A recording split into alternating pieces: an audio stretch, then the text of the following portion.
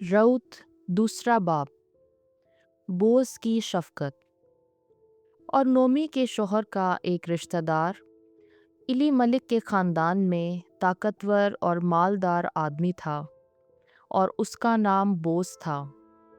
और मुआबी रऊत ने नोमी से कहा कि मैं खेत की तरफ जाती हूँ ताकि जो कोई मुझ पर मेहरबानी करे मैं उसके पीछे पीछे बालें चुनूं।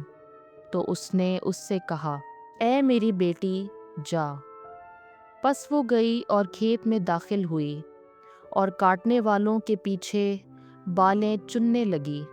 और इत्तेफाक से वो खेत का किता इली मलिक के रिश्तेदार बोस का था। और देखो कि बोस बैतलहम से आया और काटने वालों से कहा, खुदावन तुम्हारे साथ हो। उन्होंने कहा, खुदावन तुझे बरकत दे। तब बोस ने अपने नौकर से जो काटने वालों पर मुकर्रर था कहा कि ये किसकी लड़की है। तो उस नौकर ने जो काटने वालों पर मुकर्रर था जवाब में कहा कि वो मुआबी लड़की है जो नोमी के साथ मुआब की सरजमीन से आई है। और वो बोली कि मुझे बालें चुनने दो और मैं काटने वालों के पीछे पूलियों में से जमा करूंगी। और वो सुबह से जिस वक्त से कि आई है अब तक यहीं है और सिर्फ थोड़ी देर तक उसने छप्पर में कुछ आराम किया था। तब बोज ने रऊत से कहा, बेटी मेरी बात सुन कि तू किसी दूसरे खेत में बालें चुनने ना जा। तू यहाँ से ना निकल बल्कि मेरी लौंडियों के साथ रह और जिस खेत में काटने वाले हों उनका ध्यान रख और उनके पीछे जा। और मैंने अपने जवानों को हुक्म दिया है कि तुझे दिक ना करें। और तुझे प्यास लगे तो बर्तनों के पास जा और उस पानी से पी जो मेरे नौकरों ने भरा है। वो मुंह के बल गिरी और ज़मीन तक सर झुकाया और उससे कहा कि मैं तेरी निगाह में कैसे मंजूर हुई कि तूने मेरी खबर गिरी की, हालांकि मैं परदेसी हूँ। बोस ने उससे जवाब में कहा कि तेरे शौहर के मरने के बाद जो कुछ तूने अपनी सास से किया वो सब कुछ मुझे बताया गया है कि कैसे तूने अपने बाप को और अपनी माँ को और अपनी पैदाइश के वतन को छोड़ा और उन लोगों में जिन्हें तू पेशतर से ना जानती थी आई। खुदावन तेरे काम का तुझे बदला दे। और खुदावन इस्राएल के खुदा की तरफ से जिसके परों के नीचे तू पनाह के लिए आई तेरा पूरा बदला हो। वो बोली, ऐ मेरे आका, मैंने तुझसे मेहरबानी पाई क्योंकि तूने मेरी दिलदारी की और अपनी लौंडी के दिल को दिलासा दिया। अगरचा मैं तेरी लौंडियों में से एक के बराबर नहीं हूँ। और जब खाने का वक्त आया तो बोज ने उससे कहा, इधर आ और रोटी खा और सिरका में अपने लुक़मे भिगो।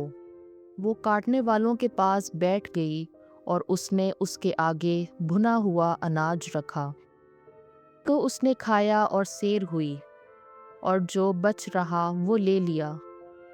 तब वो बालें चुनने को उठी और बोज ने अपने जवानों को हुक्म देकर कहा कि पोलियों के बीच में से उसे बालें चुनने दो और उसे धमकी ना दो और मुट्ठों में से उसके लिए कसदन गिरा दो और उसे चुन लेने दो और उसे इज़ा ना दो।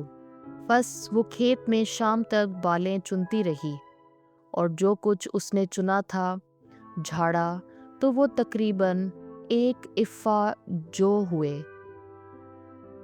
तो उसने जो उठाए और शहर को गई और जो कुछ चुना था अपनी सास को दिखाया और सैर होकर जो खाना उससे बच रहा था वो भी निकाल कर उसे दिया।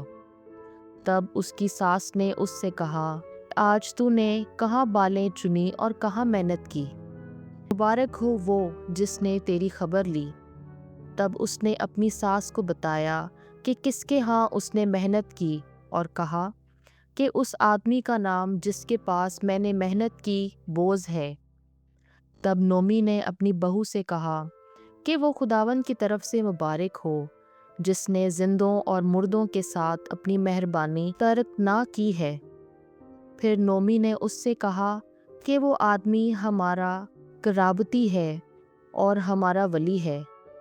موابی رعوت بولی کہ اس نے مجھ سے یہ بھی کہا کہ تو میرے نوجوانوں کے پیچھے پیچھے رہ جب تک کہ وہ تمام فصل کاٹ نہ چکیں۔ نومی نے اپنی بہو رعوت سے کہا، اے میری بیٹی، اچھا ہے کہ تو اس کی لونڈیوں کے ساتھ جائے بنسبت اس کے کہ کوئی غیر تجھے کسی دوسرے کھیت میں پائے۔ لہٰذا وہ بوز کی لونڈیوں کے ساتھ بالیں چننے جاتی رہی جب تک کہ جو اور گیہوں کاٹنے کا موسم ختم نہ ہوا، اور وہ اپنی ساس کے ساتھ رہتی تھی۔